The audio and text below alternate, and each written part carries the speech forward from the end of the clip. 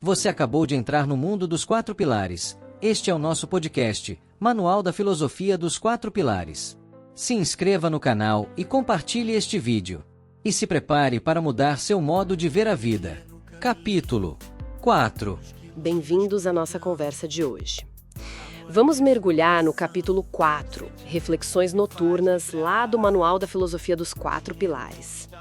A fonte traz o Pedro, sabe, ele tá numa confusão danada depois de conversar com 2 amigos. O Marcos, que vive pra caramba, mas tá cheio de dívida, e o Carlos, super controlado com grana, mas que talvez, não curta tanto o agora. Nossa ideia aqui é entender essa confusão interna do Pedro e como ele busca um caminho próprio, olhando para as lembranças dos avós dele. Bora desvendar isso? Exato.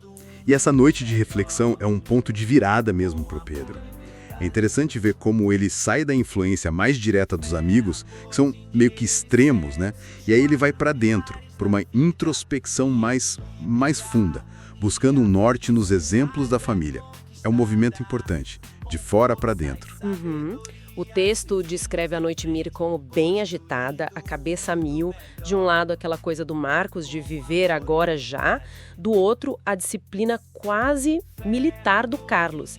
E aí, no meio dessa dúvida toda, surgem as lembranças dos avós. Figuras bem contrastantes, mas que ele amava igual, né? Pois é. E o legal é pensar como essas memórias funcionam quase como modelos, arquétipos, talvez. Cada avô representa um jeito diferente de encarar a vida, a felicidade, o dinheiro. E o Pedro sente que precisa, de alguma forma, harmonizar essas 2 figuras dentro dele para achar o seu caminho. Vamos dar uma olhada mais de perto nessas lembranças, então. Primeiro, o avô materno. O texto diz que ele era um homem bem-sucedido, rico mesmo. Mas, e aqui eu acho que está um ponto bem interessante na cabeça do Pedro, ele sabia curtir a vida desde jovem. O livro fala de viagens para fora, jantares chiques, momentos de lazer, ele aproveitava. O Pedro lembra desse avô com muito carinho, com entusiasmo, e até pensa em como seria pedir um conselho para ele. Agora, do outro lado, tem o avô paterno. Um cara simples, humilde, que passou por dificuldades financeiras, o texto deixa claro. Só que, apesar de não ter grana, ele tinha uma sabedoria, uma alegria de viver que contagiava. As memórias do Pedro com ele são de coisas simples, sabe? Caminhada no parque, piquenique, pescaria. E o Pedro associa isso a uma sensação de felicidade pura mesmo. E aí tá um nó da questão pro Pedro, né? Ele amava os 2 profundamente, mesmo com vidas tão diferentes. Cada um cativava ele de um jeito. Um oferecia um tipo de riqueza, vamos dizer, mais palpável. O outro uma riqueza mais de experiência, de simplicidade. Não é questão de escolher qual certo, entende? Mas de ver o valor em cada um. Exatamente. E é pensando nesses 2, nessas figuras tão queridas, que o Pedro tem um estalo, uma sacada importante. Ele percebe que o avô rico não deixou para curtir a vida só depois. Ele equilibrava trabalho e prazer desde cedo. E o avô pobre? Bom, ele achava felicidade apesar da falta de dinheiro, valorizando as alegrias simples do dia a dia. A chave, então, não era escolher entre o Marcos e o Carlos. Mas sim que existe uma outra possibilidade. Um caminho do meio, talvez. Um caminho pessoal, que ele mesmo teria que construir.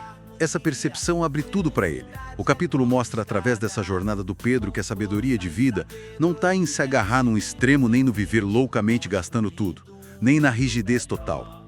Está na capacidade de cada um de pegar lições de vários lugares e criar sua própria síntese. O Pedro começa a ver que dá para buscar segurança financeira e curtir a vida. Ele aprende com os 2 avós. O dinheiro muda de papel, Vira mais uma ferramenta, um meio, e não o fim último ou a única coisa que traz felicidade. O resultado dessa noite pensando é uma clareza nova para o Pedro.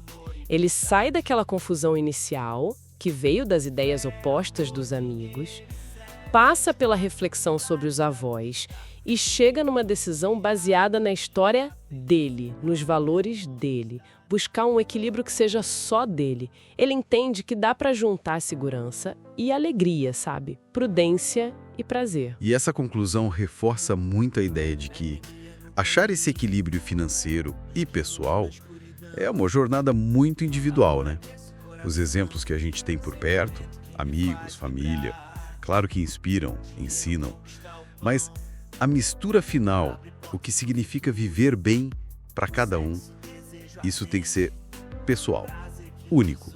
O Pedro agora tem essa tarefa pela frente, criar a própria fórmula dele. Isso deixa a gente pensando, né? Até que ponto as histórias que a gente ouve de sucesso financeiro ou de uma vida mais simples definem ou até limitam a nossa própria busca por equilíbrio e propósito?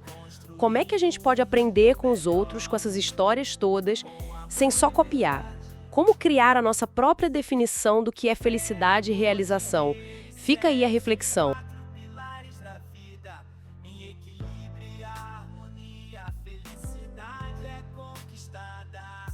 Com força e sabedoria, seguimos em frente, construindo